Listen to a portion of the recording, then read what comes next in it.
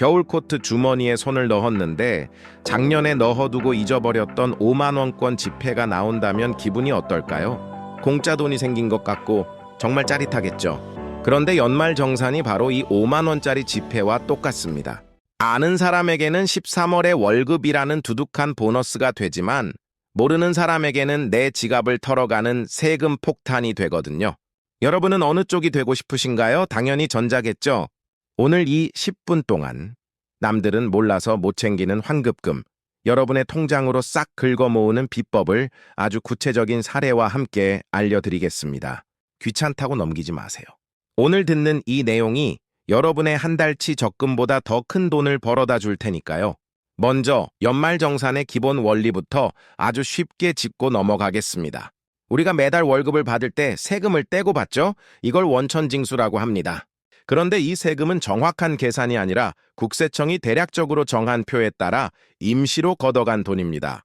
연말정산은 1년 동안 내가 돈을 어디에 얼마나 썼는지, 부양가족은 몇 명인지 따져서 진짜 세금을 확정하는 과정입니다. 만약 내가 낸 세금이 진짜 세금보다 많으면 돌려받는 거고 적으면 더 내야 하는 거죠. 즉 연말정산의 핵심은 내가 번 돈에서 세금을 매길 기준 금액을 최대한 줄이는 것입니다. 이걸 소득공제와 세액공제라고 부르죠. 그럼 이제부터 구체적인 사례를 통해 상황별 필승 전략을 알아보겠습니다. 첫 번째 사례입니다. 사회초년생 김 대리님의 이야기입니다. 입사 2년 차인 김 대리님은 연봉 3,500만 원을 받습니다. 혼자 살고 있고 부양할 가족도 없죠. 김 대리님이 가장 신경 써야 할 것은 바로 신용카드와 체크카드 환급 비율입니다. 많은 분들이 신용카드를 쓰면 무조건 공제받는 줄 아시는데요. 아닙니다. 총 급여의 25%를 넘게 써야 그 초과분에 대해서만 공제를 해줍니다. 김 대리님 연봉이 3,500만 원이니까 그 25%인 875만 원까지는 써도 공제가 0원입니다. 여기서 전략이 나옵니다. 이 875만 원까지는 혜택이 많은 신용카드를 쓰세요. 포인트 적립도 받고 할인 혜택도 챙기는 거죠. 하지만 875만 원을 넘는 순간부터는 무조건 체크카드나 현금 영수증을 써야 합니다. 왜냐고요? 신용카드 공제율은 15%지만 체크카드와 현금 영수증은 무려 30%거든요. 2배나 차이가 납니다. 똑같이 100만 원을 더 써도 신용카드는 15만 원만 인정되고 체크카드는 30만 원을 인정받는 겁니다. 이걸 1년치로 환산하면 환급액 차이가 꽤 큽니다. 김 대리님을 위한 두 번째 필살기, 바로 월세 세액 공제입니다. 이건 공제가 아니라 세금을 직접 깎아주는 세액 공제라 파괴력이 엄청납니다. 연봉 5,500만 원 이하인 무주택자가 국민주택 규모 85제곱미터 이하 혹은 기준시가 4억 원 이하 집에 살면 월세액의 17%를 돌려줍니다. 계산해 볼까요?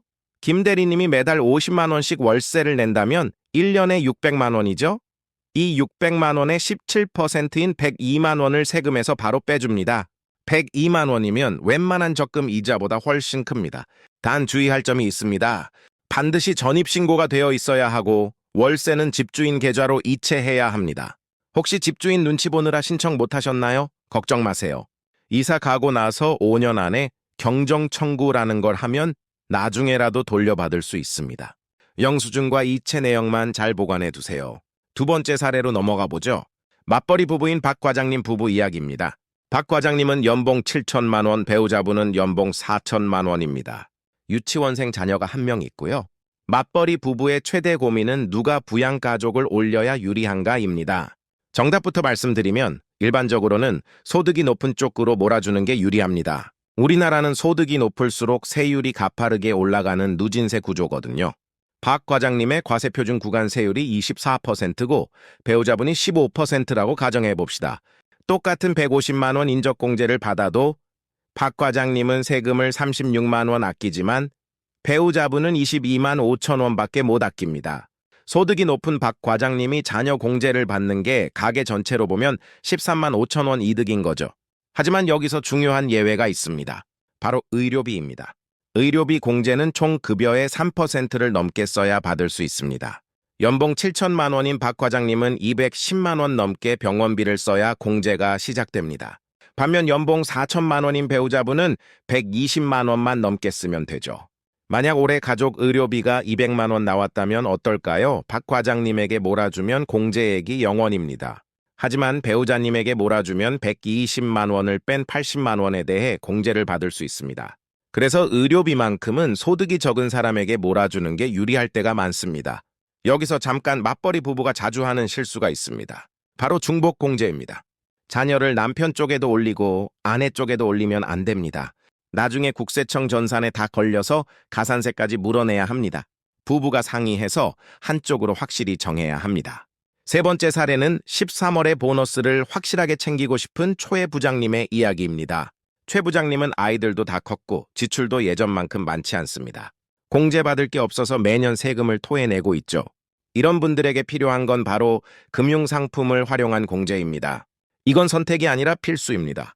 바로 연금저축과 IRP 개인형 퇴직연금입니다. 이 두 가지를 합쳐서 연간 900만 원까지 세액공제를 받을 수 있습니다. 총 급여 5,500만 원 이하인 분들은 16.5%를 돌려받습니다. 900만 원을 꽉 채워 넣으면 연말정산 때 무려 148만 5천 원을 현금으로 돌려받는 겁니다. 148만 원이면 최신형 스마트폰 한 대 값입니다. 수익률로 따지면 16.5%짜리 확정금리 상품이나 마찬가지죠. 요즘 세상에 이런 투자처가 어디 있습니까? 연봉이 5,500만 원을 넘는 초회 부장님 같은 경우도 13.2%를 공제받아 118만 8천 원을 환급받습니다. 당장 쓸 돈이 아니라면 노후 준비도 하고 세금도 돌려받는 이 제도를 안 할 이유가 없습니다. 단, 중도 해지하면 혜택 받은 걸 토해내야 하니 여유 자금으로 하시는 게 좋습니다. 마지막으로 놓치기 쉬운 깨알 공제 항목들을 싹 긁어 모아드리겠습니다. 티끌 모아 태산이라는 말이 연말정산에서는 진리거든요. 첫째, 안경과 콘택트 렌즈 구입비입니다. 시력 교정용이라면 가족 1인당 연 50만 원까지 의료비 공제가 됩니다. 안경점에서 국세청으로 자료를 넘겨주기도 하지만 누락되는 경우가 많습니다. 그러니 안경 맞출 때 꼭 연말정산용 영수증 주세요라고 말하고 챙겨두세요. 라식, 라섹 수술비도 당연히 포함됩니다. 둘째, 교복 구입비와 체험학습비입니다.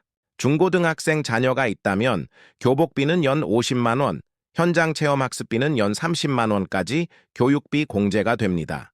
학교에서 일괄 납부한 건 보통 자동 처리되지만 교복을 매장에서 따로 샀다면 영수증을 챙겨야 합니다. 셋째, 기부금입니다. 종교단체 기부금만 생각하시는데 정치 후원금이나 고향사랑 기부제도 있습니다. 특히 고향사랑 기부제는 10만 원까지는 전액 세액 공제됩니다. 10만 원 기부하면 10만 원을 그대로 세금에서 깎아주고 덤으로 3만 원어치 답례품도 받습니다. 내 돈 10만 원 내고 13만 원 혜택을 보는 셈이니 무조건 하는 게 이득입니다. 넷째, 주택청약종합저축입니다.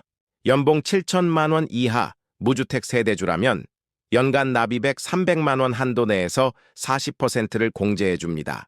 매달 25만 원씩 넣으면 최대 한도를 채울 수 있죠. 청약 점수도 쌓고 소득공제도 받고 일석이조입니다.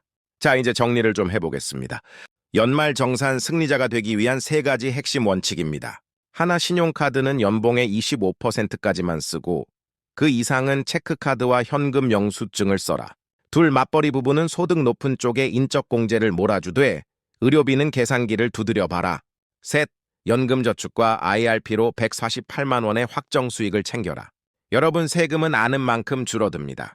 국세청은 여러분이 공제받을 수 있는 항목을 친절하게 다 찾아서 챙겨주지 않습니다. 여러분이 직접 증명하고 신청해야만 돌려줍니다. 오늘 말씀드린 내용 중에 당장 내가 챙길 수 있는 게 무엇인지 확인해 보세요. 안경점 영수증이 서랍 속에 처박혀 있지는 않은지, 월세 이체 내역은 잘 있는지, 부모님 인적 공제를 형제들 중 누가 받을지 상의는 했는지 말이죠. 귀찮다고 미루면 내년 2월 월급 명세서를 보고 땅을 치고 후회하게 됩니다. 아, 그때 영수증 챙길 걸? 아, 그때 연금저축 가입할 걸 하고 말이죠. 하지만 오늘부터 준비하는 여러분은 다릅니다. 내년 2월 동료들이 세금 너무 많이 나왔어 라고 울산길 때 여러분은 조용히 미소 지으며 두둑한 환급금을 확인하게 될 겁니다. 절세는 가장 안전하고 확실한 재테크입니다. 여러분의 소중한 돈 단 1원도 허투루 새어나가지 않게 지금 바로 준비하시길 바랍니다. 오늘 영상이 여러분의 13월의 월급을 만드는 데 도움이 되기를 바랍니다. 구독과 좋아요, 알람 설정 부탁드립니다.